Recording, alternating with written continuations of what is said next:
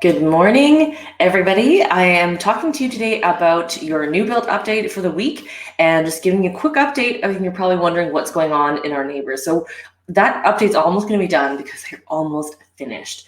Had a loud awakening this morning prior to 7 a.m. Let's say, I'm pretty sure things were being banged around at about 6:30, 6:45 this morning, and did not know, was not planning to get up that early this morning, but hey, now I was up. So what were they doing? Likely it was finishing materials. I talked to my husband and wondered what on earth could they possibly be dropping off that the house is so far along. And he's saying baseboard and trim, which is like dense, it makes a lot of noise. So I haven't gone outside to check, but that's pretty much probably what it is.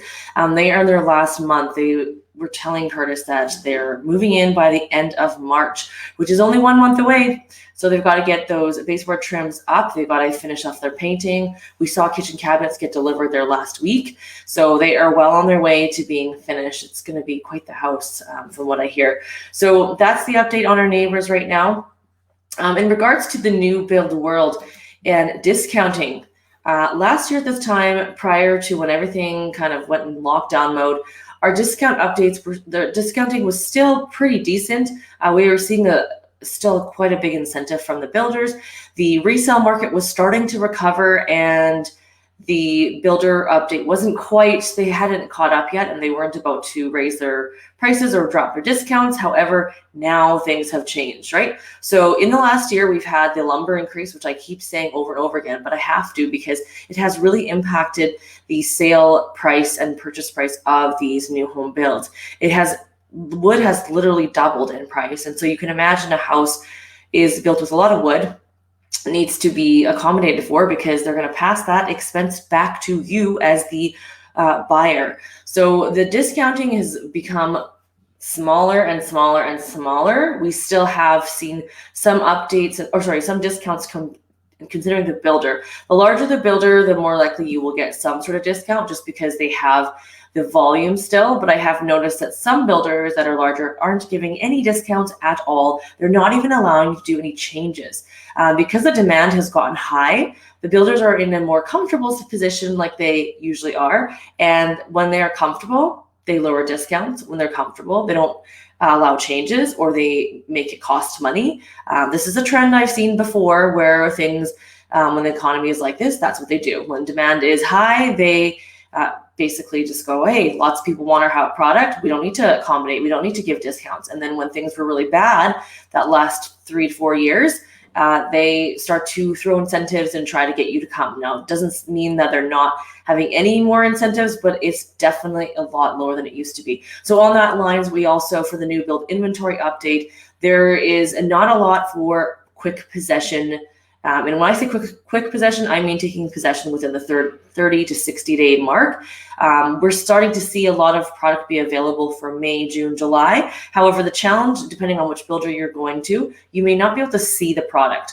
You may have to buy that product by just looking at the thing online and the plans and just hope that it works out. Now, if you want guidance on that, we can definitely walk you through and make sure that you're comfortable, to make sure you understand what you're looking for and if this is actually a good fit.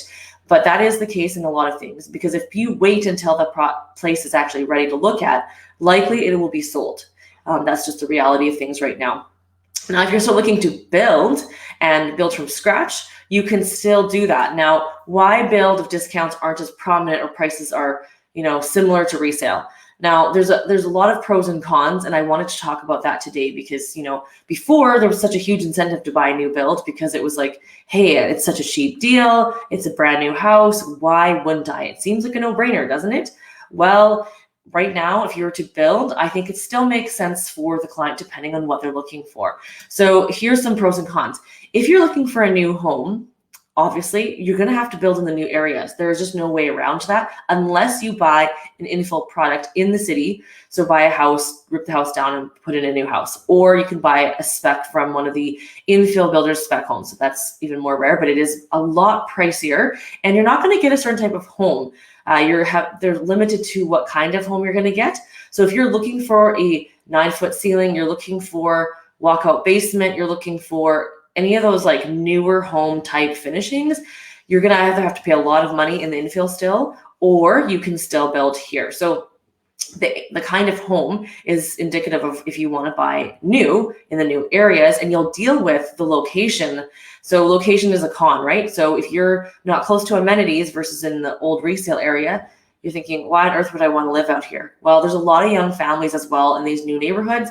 And so depending on the demographic of what you're looking to have for your family in your neighborhood, new build is usually the way to go. There's new schools. Some places don't have schools yet, but they do obviously have transport.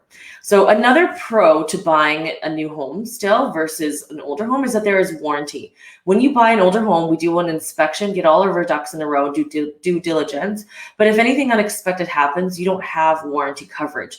You have your inspection and you do that, and then that is it. Then it's all on you completely as a homeowner.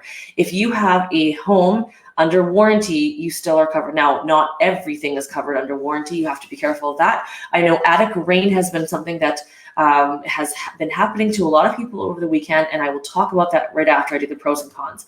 So you have to understand that the warranty has limitations, but there is a 1, 2, 5, and 10-year warranty that an older home doesn't have. So that's a pro. The newer finishings in a home is also a pro because you can also customize and pick your dream kitchen, your dream house, your layout. You can lay things out before it's even built. So new areas is a pro because you've got the new playgrounds and you have the new amenities if there are any close by. Now, the other pro that people don't think about is you do have time to save up for your down payment. If you don't have it all, depending on your financial situation, there may be a way for you to build that up, even if you're not quite ready yet. So the build time is usually about 10 to 12 months, and we're already almost into March next week. So if you are building, you're likely, if you start the process today, by the time we do discovery and plans and all that kind of stuff, you're probably not removing conditions for another month. So end of April, you're probably not getting your house till January, February. And so you've got that time to save up. You've got that time to pack. You've got that time to take time to sell your home and everything like that, as long as you qualify to do that. So that is a pro. In terms of the cons, I mentioned earlier, the location being farther away because we are limited on the land that builders are building in. It's usually on the outside of Anthony Henday. And for the West End, for example, you're moving into the uplands, which is further out in Edgemont. Rosenthal does have some land coming, but not till the fall. And Rosenthal and Seacourt are the last kind of west neighborhoods before you get to uplands and Edgemont. So you've also got landscaping to contend with. So when you move into that house, that's going to be on your thing. You've got to do final grade and landscaping, unless you have a townhouse that includes all that, because it is included on these townhouses with no condo fees. You've got fence to deal with, and you also have construction to deal with, like I deal with all the time. Like, it's not fun. I'm thankful that I only had the one that had to go up, and after that one's done, we're done and it's complete. So if you're in a brand new area and you're the first one to go in, be prepared, because it may not just take 1 year. It may take a couple of years, because if that lot doesn't sell, it's going to take at least a year from when you see the foundation go in. Well, foundation to possession, like think about our neighbors. That was November until the end of March. It wasn't very long once foundation actually goes in. But if you're in a newer area, it takes time to sell that product, and it just totally depends on the market. Now, in terms of other things that you need to do, you have to buy window coverings. You can lock in a rate, which is a pro, because if you do a draw mortgage, you can lock in your rate.